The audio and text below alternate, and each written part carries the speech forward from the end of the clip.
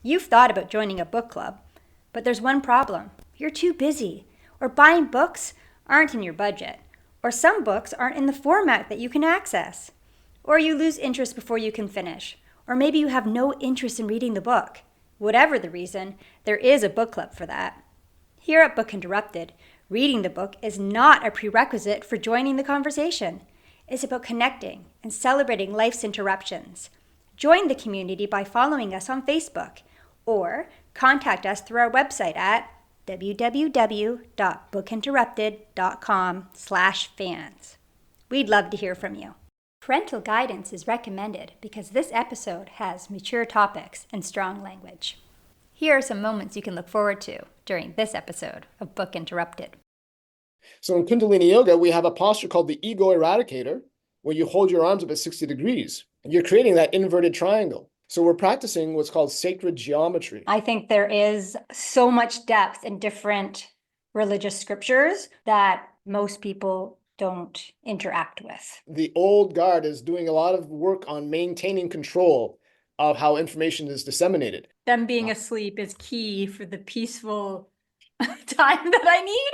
But I love that it's a divinely supported time. You will start to develop that relationship between yourself and the universe around and within you by simply going in within yourself. I think that it happens in all religions. I think that there are some that, I want to say, more spiritually based, and some are more structured, control based. But you don't know the meaning of what all these stars and their alignments have to do. So you're stumbling forward with a lack of that knowledge. He said, if you don't look at the Bible within a scientific framework, you're missing out on the meaning.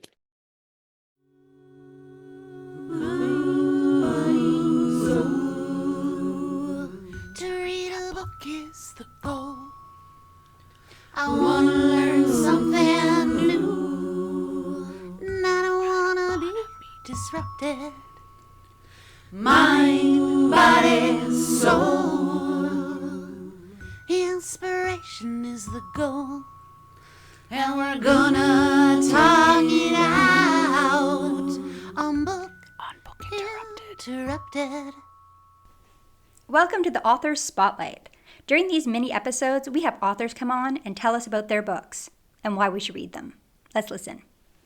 Welcome to the Author's Spotlight. On this episode, we're interviewing Sean D'Amico and his book, Asset Recovery, Decoding the Holy Bible to Awaken Christ's Consciousness by way of Kundalini Yoga. Hi, Sean. Thanks for being on the show. Hi, Sarah. Thank you for having me. So, Sean, why don't you let us know why we should read your book? That's a great question. Essentially, during my experience as a Kundalini Yoga practitioner, I started doing a lot of research into various things. And I was an atheist for many years of my life. I became very passionate about what are called pyramids, the ancient origin of pyramids. And that led me to the work of an Austrian hydrologist named Victor Schauberger. And Schauberger would sit in the vast expanses of the Austrian wilderness during the pre-industrialized encroachment of civilization. So he deduced that energy is the cause, form is the effect. So the physical world that we're living in comes from a higher energetic process. And so this is all very intriguing. And so I was reading this book called Living Energies by Callum Coates. And Callum Coates studied Victor Schauberger's work. He said that, everything's in a certain vibration, including consciousness. And for humans to realize their totality, to start practicing Kundalini Yoga. And so as I was practicing Kundalini Yoga, the whole concept of the divine and God it was part of the process. It's a spiritual practice. And so God was a word that was used quite often. And I, coming from an atheist background, felt quite, challenged by it. But I also understood from that book, Living Energies, that there's a lot of things that are happening in our universe that we're not really completely aware of. And so as I grew in my yoga practice, I revisited Richard Dawkins. I don't know if you know of Richard Dawkins, but he's a staunch atheist. I actually have some of his books from the 90s when I was following him. One was called The Blind Watchmaker. And he wrote a book in 2004 or 2006 called The God Delusion. And so as I was reading The God Delusion, I had a different perspective. And I found the book very confrontational because his perception of the divine was through the Bible, and it was through a literal interpretation of scripture. And what I realized as I started researching and looking into the Bible, that most people, including atheists and Christians, have an experience with the Bible through a literal interpretation or a literal lens. I found someone online who had a church in the 90s. He passed away, but he had a YouTube channel, and he was offering sermons that were examining scripture within an allegorical framework. So he was looking at the Bible within a symbolic language. I picked up the Bible, I started reading it, and then I started examining it through that allegorical lens. And then I realized there's several layers to this book. And even in Judaism, they have a system called Pardes. And their first interpretation is the literal. But the fourth is what's called the Kabbalah, or the mystical aspect of it. So even in Judaism, they have these tiers. And so as I started exploring the Holy Bible within the allegorical framework, I started realizing that there's a lot of stuff that's being left on the table because most people don't understand what they're reading. And they're walking away, or they're rejecting it from that literal interpretation, or they're interpreting it from a literal interpretation and they're missing the meaning entirely. And so the nature of my book was to go in and really pull out the key pillars and present them in a way that's plausible. For instance, one of the ancient biblical scholars, Maimonides, who was a Hebrew, he said, if you don't look at the Bible within a scientific framework, you're missing out on the meaning. So science really has to be integrated within that interpretation in order to extract a greater value and meaning from what's being conveyed in these stories. No, I completely agree. I think that it's kind of not a downfall, but kind of a downfall of a lot of religion or followers of religions. I'm Muslim, but I think a lot of times people read the stories and take them literally instead of trying to look for the spiritual meaning of that message. I agree with you completely. I think there is so much depth in different religious scriptures that most people don't interact with. Absolutely. And I had a neighbor when I was living in Montreal, and I would spend time at the park. I would be doing my research and my writing and things of that nature, compiling information. And one point I was across the street sitting on a bench, and my neighbor was a staunch born again. He would not let his wife sleep in his bed if she was having her monthly cycle. That's how extreme he was. Right. And I mean, whatever, that's the thing. But it exists, it exists. No, I know. It's just, anyway, yes. So he sat down and he used to call me the yogi because I had my studio just up around the corner from where I was living. And he was the superintendent for the building next to mine. And so once he understood what I was working on, he became extremely defensive. There was months where we didn't speak anymore because he was so confronted by what I was doing, because I was not an authority in his eyes to have launched such an inquiry. Only the priest or the pastor has the authority to interpret. So that's kind of where I've experienced a lot of resistance from people who are either Christians, not necessarily as extreme as him, or who are atheists, who just have blinders on and refuse to listen. And I've presented, interesting examples. For instance, it says, well, what is God? God is light. So the book is telling us that it's about the science of light. And what I've understood, like even right now, where in your part of the world, it's not as extreme, but in Canada, we have daylight, but the angle of the sun is so low that it can't sustain life. So everything's based on angles. Light is really a function of angles. Now the sun has began its ascent on the 25th of December. It begins its ascent in the horizon, and then it reaches a point where the angle is high enough that life can start to flourish again, and that's when spring comes.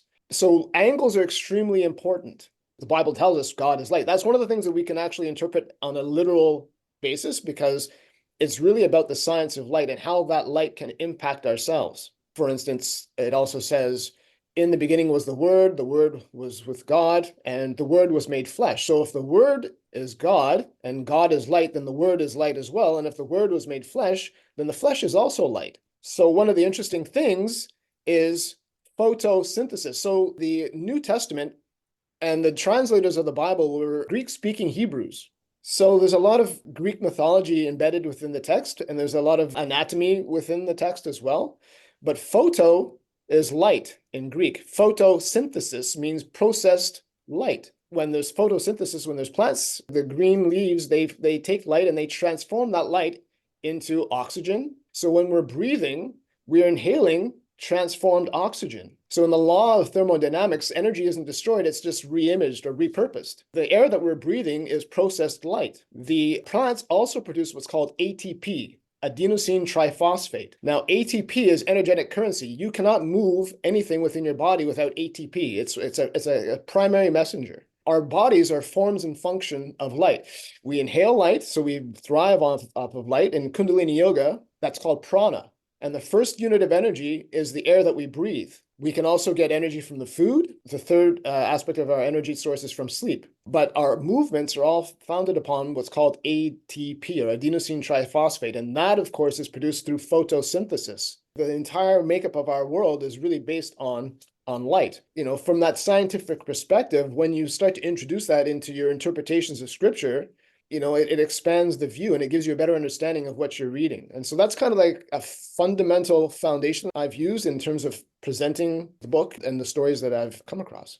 I have two questions. The first question is, within the book, does it incorporate the yoga within the book? Or is it taking your lens from Kundalini Yoga and putting it on specific pillars within the Bible? That's a great question. It's a bit of both. So I feel that because of my experience with Kundalini Yoga, it's allowed me to interpret what I'm reading through that framework and realize that the book itself is really talking about yoga and meditation. For example, Kundalini Yoga is a yoga of angles and triangles.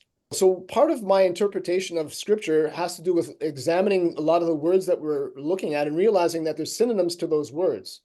For instance, if I say Noah was perfect in his generations, that would probably imply that it has to do with his genealogical lineage. But generations is a synonym for geometry. So we could also say Noah was perfect in his geometry.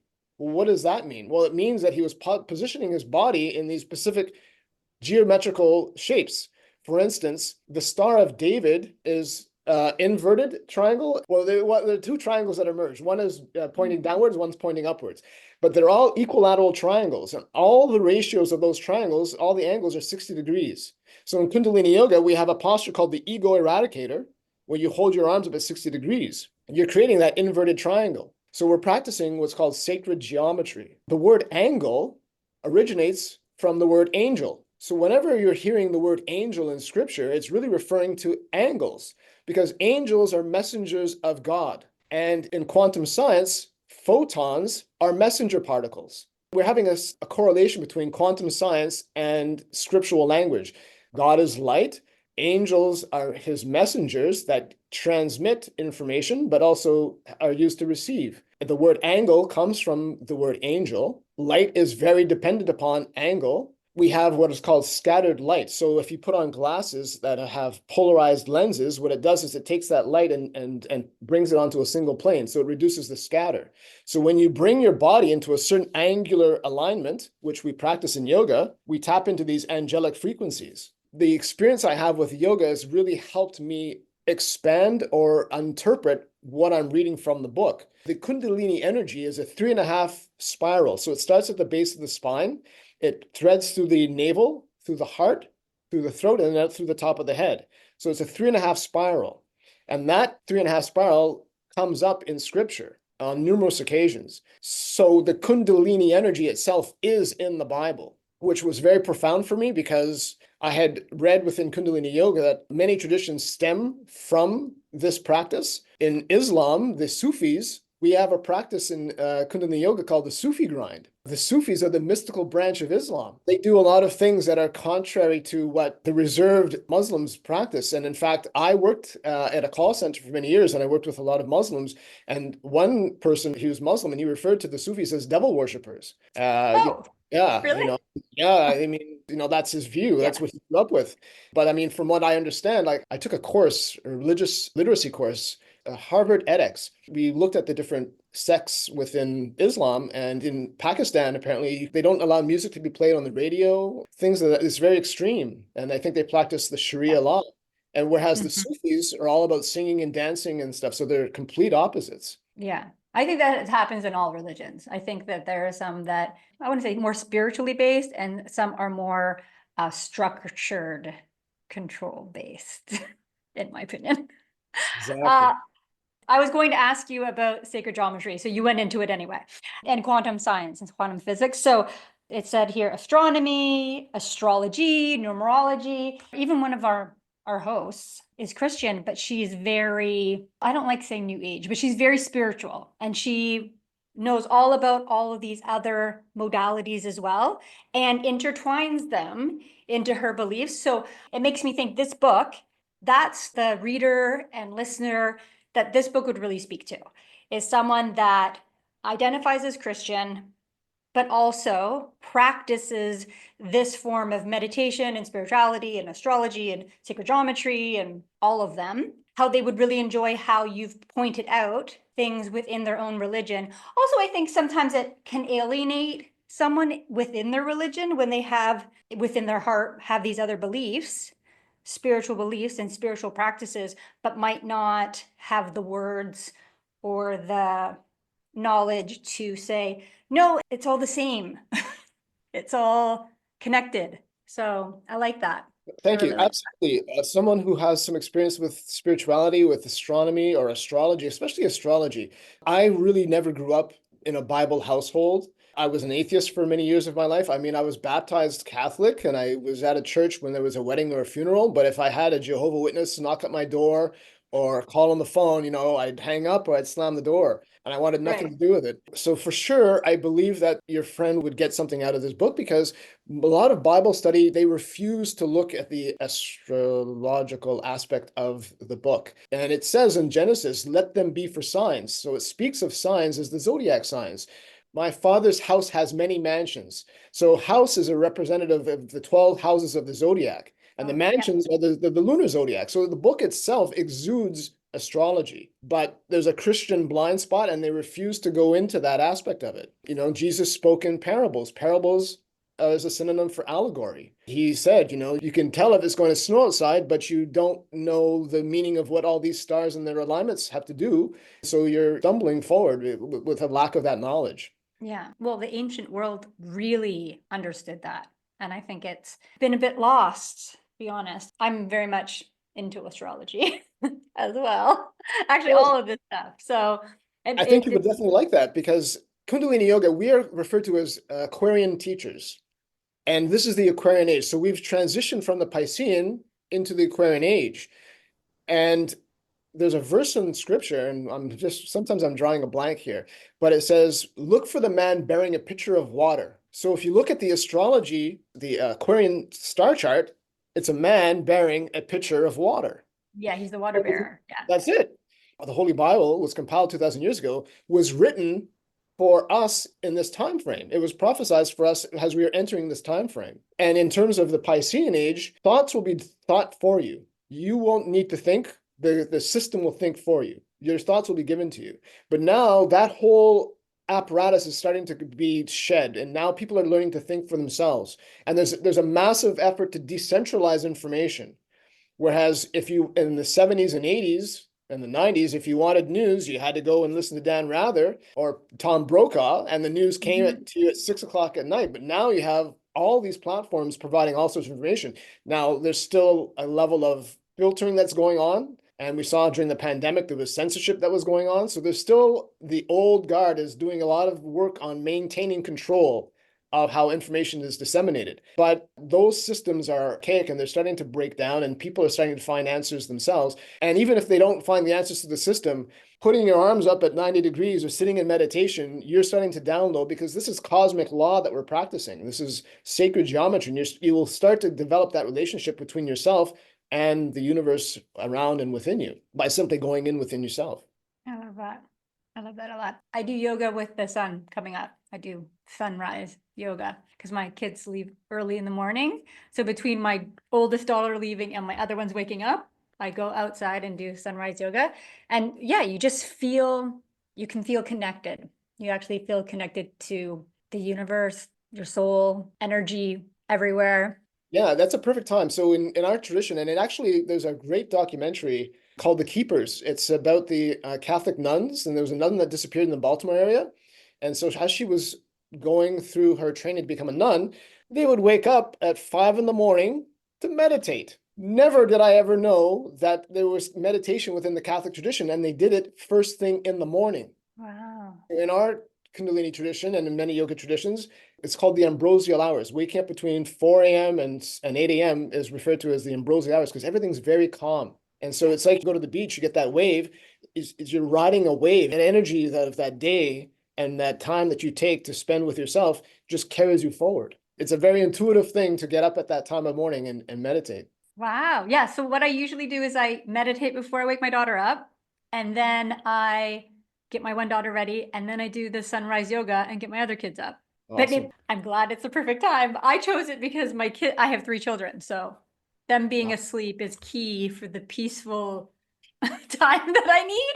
But I love that it's a divinely supported time. I feel it is. Like I can tell that it was, but it's nice that you're backing that up with. Even in the Old Testament, Jacob wrestled with a man. Man in Sanskrit is mind, but later in one of the later verses or chapters, it says that the man that he wrestled with was an angel. So not only was he wrestling with his own mind, but he was also involved in some type of angel or angelic posturing. So he was doing yoga and meditation in the morning. And so at that point, he defeats the man or the angel. He has success. And then he transitions into a place called Peniel. Peniel is a phonetic variant of pineal. So he activated his pineal gland, and then he has a face-to-face experience with the divine as the sun rises over him. So it's a very profound experience. And in Kundalini Yoga, knowledge becomes wisdom through experience. We have to do that work. And you're intuitively timing and tuned in to doing that work at that time in the morning. Yeah, it's fantastic. That's great. I love that. That is actually all the time we have for our episode. Any last words that you want to share with any of our listeners before we go? You know, I have my mind blown. Having read my book, I had to read it several times to massage it and flesh it out. And I had a friend of mine who's part of the Kundalini community, and he was an editor for HarperCollins. So it was a really great thing for me to have met him. He proofread the book, and of course I went through his suggested edits. But every time I read the book, I blow my own mind away by what I'm learned and what I've shared. It's a hefty book. It's 400. It was 600 and some odd pages. I kind of whittled it down to maybe 427, I think. I try to use big pillars or big rocks. So stories that most people can relate to. Many people haven't read the Bible or the Holy Bible, but I did my best to share stories that most people may have come across, like Jacob's ladder or Moses parting the seas or Jonah being swallowed by the whale, things of that nature. Most people have heard of those stories, if they haven't actually read the book itself. So I've done my best to simplify it as much as possible and convey it in a way that I think it's a real tool in order to understand scripture from a non-literal perspective and how to apply that knowledge. That's so great. Okay, listeners, if you'd like to pick up Sean's book, you can go to the Book Interrupted website at www.bookinterrupted.com/shop, and you'll see it under the author spotlight with all the other author spotlight books.